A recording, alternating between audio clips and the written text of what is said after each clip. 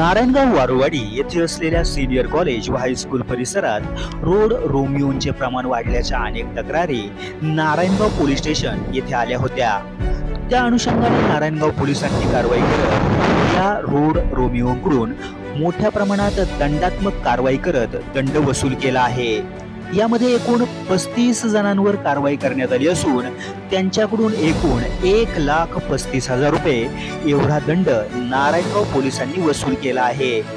College व high school परिसरात बुलेटवरून मोठा आवाज करत व फॅन्सी नंबर प्लेट लावल्याप्रकरणी 5 बुलेट गाड्या नारायणगाव पोलीस स्टेशनला जमा करण्यात आल्या आहेत।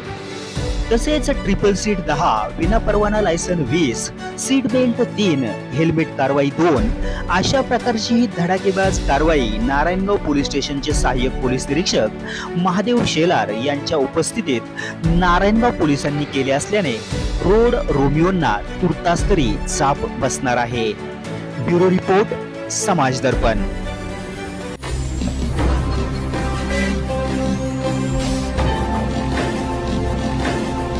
ताजा घडामोडी आणि नवनवीन माहिती मिळवण्यासाठी समाज दर्पण या YouTube चॅनलला सबस्क्राइब करा आणि बेल आयकॉनवर क्लिक करा।